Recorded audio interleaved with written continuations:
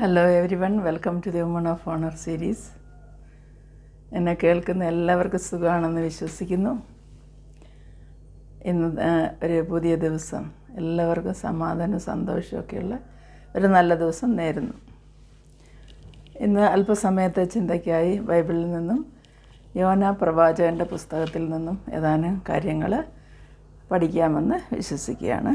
ദൈവം അതിന് എന്നോട് കൂടെ ഇരുന്ന് എനിക്ക് അതിനായുള്ള കഴിവും പ്രാപ്തിയും തരട്ടെ എന്ന് പ്രാർത്ഥിക്കുന്നു.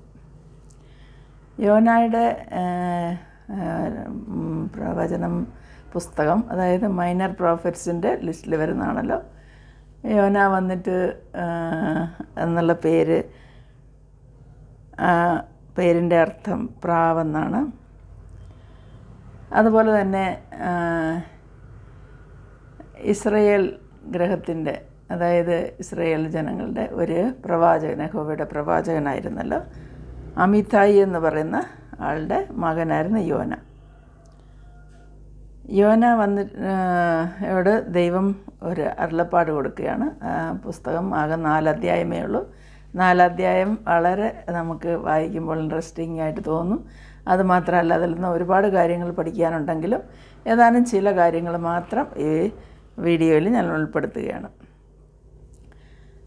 ദൈവം പറയുന്നത്, നീ പുറപ്പെട്ട് മഹാനഗരമായ നിനിവേയിലേക്ക് ചെന്ന് അതിന് വിരോധമായി പ്രസംഗിക്കുക. അവരുടെ ദുഷ്ടത എൻ്റെ സന്നിധിയിൽ എത്തിയിരിക്കുന്നു എന്നാണ് ദൈവത്തിൻ്റെ അരുളപ്പാട്. അന്നത്തെ കാലയളവിൽ ഈ നിനവേ എന്ന് പറയുന്ന ആ മഹാനഗരം, അത് സ്ഥിതി ചെയ്യുന്ന രാജ്യം ഇസ്രയേലിൻ്റെ ശത്രുപക്ഷത്തുള്ള ഒരു രാജ്യത്തായിരുന്നു. അതായത് ഏതാണ്ട് ഇന്നത്തെ ഇതിൽ പറഞ്ഞാൽ ഇറാഖ് എന്ന് പറയാം. നമുക്കറിയാം, അമേരിക്ക ഇറാഖിന് യുദ്ധം ചെയ്ത സമയത്ത് നിനവേ പട്ടണം പൂർണ്ണമായും നശിപ്പിച്ചുവെന്ന് അന്ന് ന്യൂസ് പേപ്പറിലൊക്കെ വന്നത് വായിച്ചതായിട്ടുള്ള ഓർമ്മ. 3000 വർഷങ്ങൾക്ക് കൂടുതൽ പഴക്കമുള്ള ഒരു പട്ടണമായിരുന്നു നിനവേ എന്ന് പറഞ്ഞിട്ട് അത് പെർമനൻ്റായിട്ട് നശിച്ചു പോയി എന്ന് പേപ്പറിൽ വായിക്കുവാനിടയായി. ശരിക്കും ആ നിനവേയിലേക്ക് പോയിട്ട് അവിടുത്തെ ജനത്തിൻ്റെ ദുഷ്ടത ദൈവത്തിൻ്റെ സന്നിധിയിലെത്തിയിരിക്കുന്നു. അതുകൊണ്ട് ദൈവം അവരോട് പോയിട്ട് അതിന് വിരോധമായിട്ട് പ്രസംഗിക്കാനാണ് നമ്മുടെ പ്രവാചകനോട് പറയുന്നത്. അതായത് ദൈവത്തിൻ്റെ ആഗ്രഹം അവർ നശിച്ചു പോകാതെ അവർ ദൈവത്തെ തിരിച്ചറിഞ്ഞ് അവരുടെ ദുഷ്ടത വിട്ട് നല്ലവരായി ജീവിക്കണമെന്നാണ്, അതായത് അവരുടെ ദേശത്തെ രക്ഷിക്കണമെന്നാണ് ദൈവത്തിൻ്റെ ഉള്ളിലുള്ള ആഗ്രഹം. അതുകൊണ്ടാണ് അവരോട് പോയിട്ട് നീ നന്നാകാനായിട്ട് പറയുന്നത്, വിരോധമായിട്ട് പ്രസംഗിക്കാൻ പറയുന്നത്. എന്നാൽ യോന യഹോവയുടെ സന്നിധിയിൽ നിന്നും പുറപ്പെട്ട്, യോനയ്ക്കിത് കേട്ടപ്പോഴേ മനസ്സിലായി, ദൈവം വന്നിട്ട് ഈ ശത്രുരാജ്യത്ത് പോയിട്ട് ഈ ജനങ്ങളോട് വന്നിട്ട് അവരുടെ ദുഷ്ടതയെക്കുറിച്ച് അവർക്ക് വിരോധമായിട്ട് പ്രസംഗിക്കാൻ പറയുന്നത്. അവസാനം അവർ നന്നായെങ്കിൽ പിന്നെ ദൈവം അവർ നശിപ്പിക്കത്തില്ല, ഞാൻ പോയത് വെറുതെ ആകും എന്നുള്ള ഒരു ഉള്ളിലുള്ള മനസ്സിൽ കണക്കുകൂട്ടലൊക്കെ വെച്ചുകൊണ്ട് എന്തായാലും യോന പ്രവാചകന് ദൈവം പറഞ്ഞത് കേൾക്കാതെ യഹോവയുടെ സന്നിധിയിൽ നിന്ന് പുറപ്പെട്ട് തർശീഷിലേക്ക് ഓടിപ്പോകേണ്ടതിന് പുറപ്പെട്ട് യാഫോവിലേക്ക് ചെന്നു. അത് തുറമുഖ നഗരത്തിൽ ചെല്ലുന്നു. തർശീഷ് എന്ന് പറഞ്ഞാൽ ഇപ്പോഴത്തെ സ്പെയിനാണ്. അപ്പോൾ ഈ ഇസ്രയേലിൽ നിന്നും അതിൻ്റെ ദൂരം നോക്കിക്കഴിഞ്ഞാൽ ഏതാണ്ട് 1500 കിലോമീറ്റർ ദൂരെയാണ് സ്പെയിനുള്ളത്. അത് മൈലുകൾ, അത് സമയത്ത് നിനവേ എന്ന് പറയുന്ന ഒരു 500 കിലോമീറ്ററിനുള്ളിലുള്ള കാര്യമാണ്. അപ്പോൾ ദൈവത്തിൻ്റെ സന്നിധിയിൽ നിന്ന് ഓടിപ്പോകാൻ വേണ്ടിയിട്ട് യോന ചെയ്തത് നമുക്കറിയാം.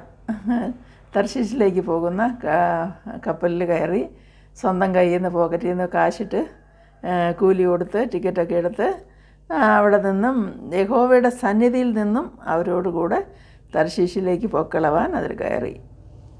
ദൈവത്തിൻ്റെ അരുളപ്പാടുണ്ടായിടത്തു നിന്ന് വിട്ടിട്ട് എന്തായാലും തർശീഷിലേക്ക് പുള്ളി യാത്രയായി. കപ്പലിൽ ഏറ്റവും സുഖമായിട്ട് ഏറ്റവും അടിത്തട്ടി പോയി കിടന്ന് സാധനങ്ങളൊക്കെ സ്റ്റോർ ചെയ്തിരിക്കുന്നതിൻ്റെ ഇടയ്ക്ക് പോയി സുഖമായിട്ട് കിടന്ന് ഉറങ്ങാൻ തുടങ്ങി.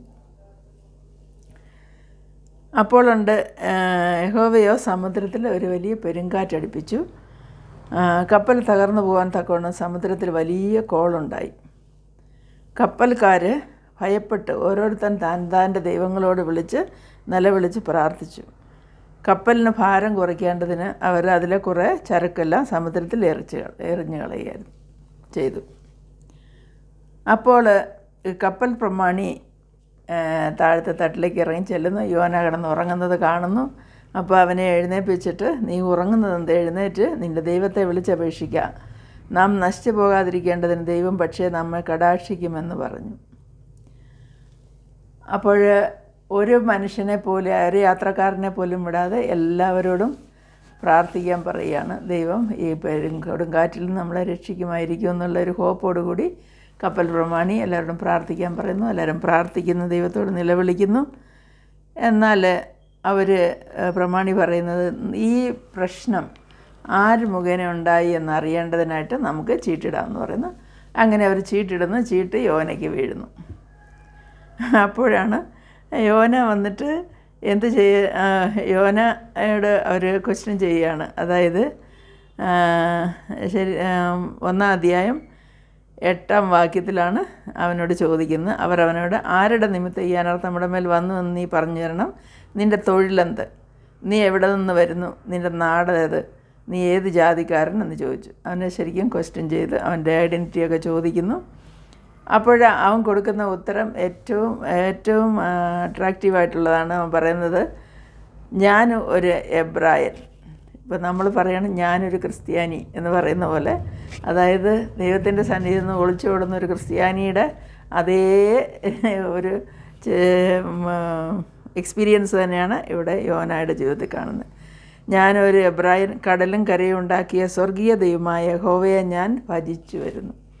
അപ്പോൾ ഈ പ്രപഞ്ചം മുഴുവൻ സൃഷ്ടിച്ച ദൈവത്തെ ഭജിച്ചു വരുന്നവനാണ് ഞാൻ, ഭജിച്ചു വരുന്നു എന്ന് പറഞ്ഞു.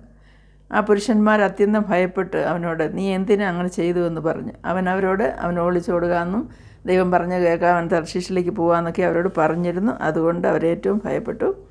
അവർ ചോദിക്കുകയാണ്, നീ എന്തിനാണ് അങ്ങനെ ചെയ്തതെന്ന്. അപ്പോഴേ അവൻ പറയുന്നത്,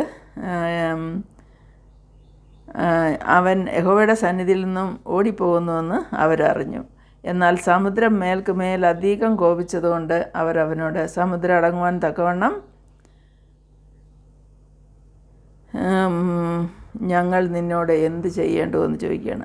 അവനോട് തന്നെ പെർമിഷൻ ചോദിക്കുക, അവനോട് തന്നെ സജഷൻ ചോദിക്കുകയാണ്. ഈ കടൽ അടങ്ങുവാനായിട്ട് അത് മേലെ ഇങ്ങനെ കോപിച്ച് വരുന്നു, ഞങ്ങൾ എന്ത് ചെയ്യണം, നീ തന്നെ പറഞ്ഞു തരാൻ പറഞ്ഞു. അവൻ്റെ പ്രവാചകനാണല്ലോ. അപ്പോൾ അവന് ഉടനെ അവരോട് ഉത്തരം പറയുന്നത്, എന്നെ എടുത്ത് സമുദ്രത്തിലിട്ട് കളയുവിൻ, അപ്പോൾ സമുദ്രം അടങ്ങും. എൻ്റെ നിമിത്തം ഒരു വലിയ കോൾ നിങ്ങൾക്ക് തട്ടിയിരിക്കുന്നു എന്ന് ഞാൻ അറിയുന്നു. അപ്പോൾ ഈ പ്രശ്നത്തിൻ്റെ എല്ലാം കാരണം ഞാൻ തന്നെയാണെന്ന് സ്വയം സമ്മതിച്ച് അവരോട് പറയുന്നത്, എന്നെ എടുത്ത് കടലിലിട്ട് കളയുക, അപ്പോൾ ഈ സമുദ്രം അടങ്ങിക്കോളുമെന്ന്. അതായത് സെൽഫ് സറണ്ടറിങ്, ദൈവത്തിൻ്റെ മുമ്പിലും ജനത്തിൻ്റെ മുമ്പിലും സറണ്ടർ ചെയ്യുന്ന അങ്ങനെ ഉള്ള ഒരു ആറ്റിറ്റ്യൂഡിലേക്ക് യോന മാറുന്നു. എന്നാൽ ആ ജനത്തിന് അവർക്ക് കേട്ടപ്പോൾ അവർ അങ്ങനെ ചെയ്യാതെ അത് കരയ്ക്കെടുക്കാനായിട്ട് ഒരുപാട് ട്രൈ ചെയ്യുന്നു, തണ്ട് വലിക്കുന്നു ഒക്കെ ചെയ്യുന്നു. അവർ എന്ത് ചെയ്തിട്ടും സമുദ്രം കോള് പെരുകി വരുന്നതല്ലാതെ അത് സൈലൻ്റായില്ല.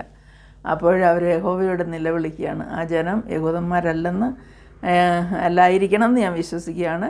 എന്തായാലും അവരവരുടെ ദൈവങ്ങളോട് നിലവിളിച്ചു എന്ന് പറയുമ്പോൾ അതിൽ പല ദൈവങ്ങളെ ആരാധിക്കുന്നവരും ഉണ്ടായിരുന്നു. എന്നാൽ അവരെല്ലാവരും യഹോവയോട് നിലവിളിച്ച്, അയ്യോ യഹോവേ, ഈ മനുഷ്യൻ്റെ ജീവൻ നിമിത്തം ഞങ്ങൾ നശിച്ചു പോകരുത്, നിർദോഷ രക്തം ചൊരിയിച്ച കുറ്റം ഞങ്ങളുടെ മേൽ വരുത്തരുത്, യഹോവേ നിനക്ക് ഇഷ്ടമായതുപോലെ നീ ചെയ്തിരിക്കുന്നുവല്ലോ എന്ന് പറഞ്ഞു. അപ്പോൾ അവർ ദൈവസന്നിധിയിൽ അവർ ചെയ്യുന്ന കാര്യം അവർ തെറ്റുകയല്ല, ദൈവമേ നിൻ്റേത് പ്രകാരമാണ് ഞങ്ങൾ ചെയ്യുന്നതെന്ന് അവർ ഏറ്റു പറഞ്ഞു. അവർ യോനയെ എടുത്ത് സമുദ്രത്തിലേക്ക് ഇട്ട് കളയുകയാണ്. അപ്പോൾ യോനയെ വിഴുങ്ങേണ്ടതിന് ദൈവം ഒരു മഹാമത്സ്യത്തോട് കൽപ്പിച്ചിരുന്നു. ആ മത്സ്യം വന്ന് യോനയെ വിഴുങ്ങി. അപ്പോൾ ഒരു മത്സ്യം വിഴുങ്ങിയത് അവർക്കറിയത്തില്ല. കപ്പലിലുള്ളവർ യഹോവയ്ക്ക് യാഗം കഴിക്കുന്നു, നേർച്ചകൾ നേർന്നു. അവർ വളരെയധികം യഹോവയെ ഭയപ്പെട്ടു. കാരണം യോനയെ എടുത്ത് സമുദ്രത്തിൽ ഇട്ട് കഴിഞ്ഞപ്പോൾ സമുദ്രം അടങ്ങി എന്നുള്ളതാണ്. അത് കണ്ടപ്പോൾ അവർക്ക് മനസ്സിലായി. അങ്ങനെ അവർ ദൈവത്തിന് യാഗം കഴിക്കുകയും നേർച്ചകൾ നേരുകയൊക്കെ ചെയ്യുന്നു. അപ്പോൾ യോനയെ മത്സ്യം വിഴുങ്ങിക്കഴിഞ്ഞപ്പോൾ 3 രാവും 3 പകലും മത്സ്യത്തിൻ്റെ വയറ്റിൽ യോന കിടന്നു. ഇതാണ് 1-ാം അധ്യായം. നമ്മുടെ യേശുക്രിസ്തു പുതിയ നിയമത്തിൽ പറയുന്നുണ്ട്, യോന പ്രവാചകന് മത്സ്യത്തിൻ്റെ വയറ്റിലിരുന്നത് പോലെ മനുഷ്യപുത്രന് 3 രാവും 3 പകലും കല്ലറയിലിരിക്കും എന്നുള്ളത് നമ്മോട് പറയുന്നുണ്ട്. മരിച്ച് ഉയർക്കുന്നതിന് മുമ്പായിട്ട് 3 ദിവസം ഇരിക്കുമെന്നുള്ളതും യോനയെക്കുറിച്ച് നമ്മുടെ യേശുക്രിസ്തു എടുത്തു പറഞ്ഞിരിക്കുന്ന നമുക്കറിയാം.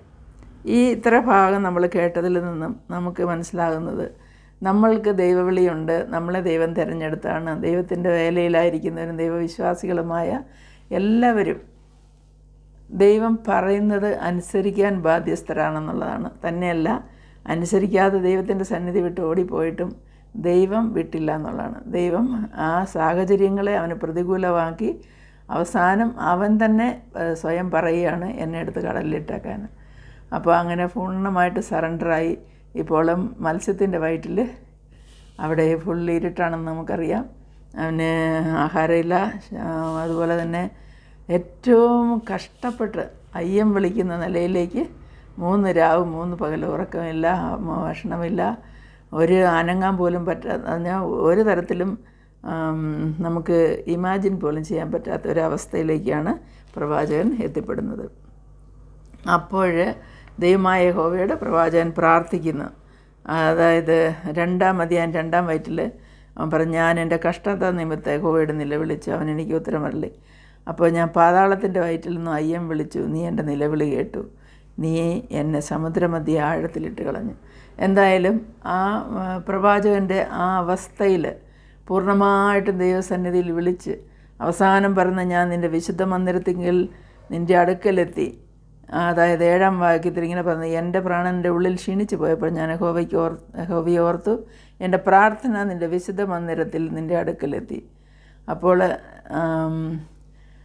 അവൻ്റെ പ്രാണനെ ദൈവം രക്ഷിച്ചു. അവസാനം ആ മീനിനോട് ദൈവം പ്രാർത്ഥിച്ച് തന്നെത്താൻ സമർപ്പിച്ച് തൻ്റെ കുറ്റമേറ്റ് പറഞ്ഞു കഴിഞ്ഞ്, അപ്പോൾ യഹോവയായ ദൈവം മത്സ്യത്തോട് അവനെ നിനിവയിൽ കൊണ്ടുപോയിട്ട് ഛർദ്ദിക്കാൻ പറയും. അപ്പോൾ ഈ മത്സ്യം വന്നിട്ട് യോനയെ നിനിവയിൽ തന്നെ കൊണ്ടുവന്നാക്കി അവിടെ അതിൻ്റെ കരയ്ക്ക് ഛർദ്ദിച്ച് കളയുകയാണ് ചെയ്യുന്നത്. അപ്പോൾ 3-ാമത്തെ ചാപ്റ്റർ നമ്മൾ നോക്കിക്കഴിഞ്ഞാൽ അവിടെ 2-ാം പ്രാവശ്യം യോനയ്ക്ക് യഹോവയുടെ അരുളപ്പാടുണ്ടാകുകയാണ്. അപ്പോഴും പറയുന്നത്, നീ പുറപ്പെട്ട് മഹാനഗരമായ നിനിവയിലേക്ക് ചെന്ന് ഞാൻ നിന്നോട് അരുളി ചെയ്യുന്ന പ്രസംഗം അതിനോട് പ്രസംഗിക്കുക എന്ന് പറയുന്നു.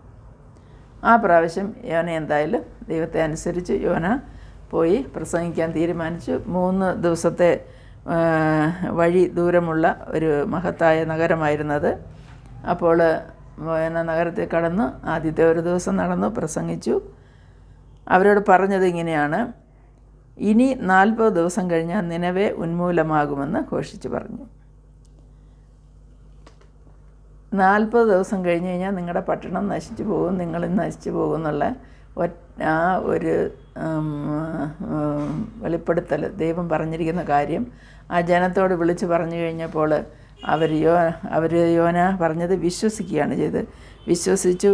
അവരെല്ലാവരും ഉപവാസം പരസ്യം ചെയ്തു. വലിയവരും ചെറിയവരും ഒരുപോലെ രട്ടെടുത്തു. ഈ വർത്തമാനം നിനവേ രാജാവിൻ്റെ അടുക്കലെത്തി. രാജാവും സിംഹാസനത്തിൽ നിന്ന് എഴുന്നേറ്റ് രാജവസ്ത്രം നീക്കി വെച്ച് രട്ട് പുതച്ച് വെണ്ണീറിലിരുന്നു. അവൻ നിനവയിലൊരു കൽപ്പന പുറപ്പെടുവിച്ചു. അതായത്, മനുഷ്യനോ മൃഗമോ കന്നുകാലിയോ ആടോ ഒന്നും ഒരു വസ്തുവും ആസ്വദിക്കരുത്, മേയ്ക്കുകയും വെള്ളം കുടിക്കുകയും അരുത്. മനുഷ്യനും മൃഗങ്ങളും രട്ട് പുതച്ച് ഉച്ചത്തിൽ ദൈവത്തോട് വിളിച്ചപേക്ഷിക്കണം. ഓരോരുത്തൻ താൻ്റെ ദുർമാർഗവും താൻ്റെ കൈക്കുള്ള സാഹസവും ഇട്ട് മനം തിരികെയും വേണം. ദൈവം വീണ്ടും അനുദപിച്ച് നാം നശിച്ചു പോകാതിരിക്കേണ്ടതിന് അവൻ്റെ ഉഗ്രകോപം വിട്ടുമാറുമായിരിക്കും.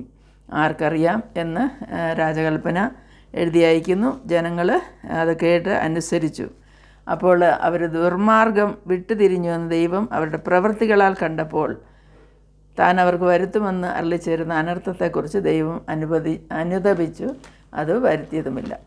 ഇതാണ് അതിലുള്ള ആദ്യത്തെ 3 ചാപ്റ്റേഴ്സിലുള്ള വിഷയം.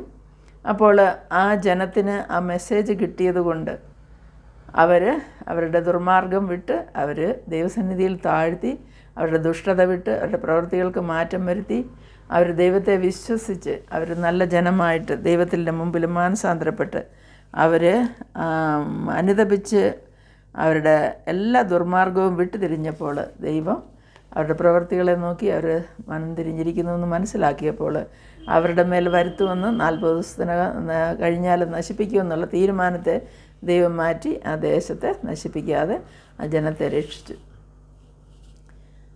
അതായത് ഇന്നും ഇതൊക്കെ തന്നെയാണ് സംഭവിക്കുന്നത്.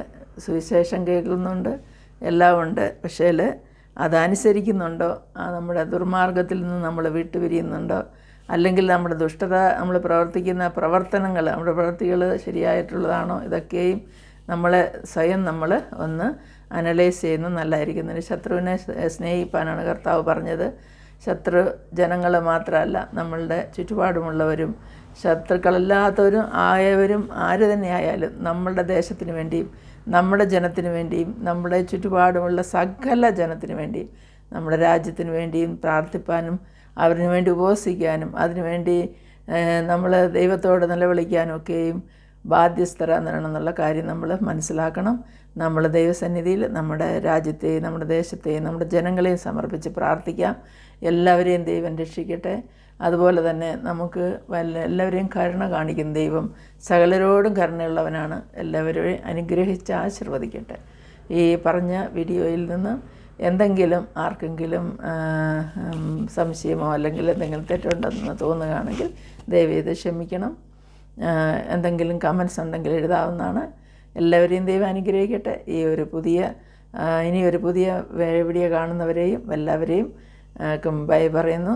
ഇഷ്ടമായ ലൈക്ക് ചെയ്യുക, ദയവേത് സബ്സ്ക്രൈബ് ചെയ്യണം, പ്ലീസ് ഷെയർ. എല്ലാവർക്കും ഒരു നല്ല ദിവസം. ബൈ.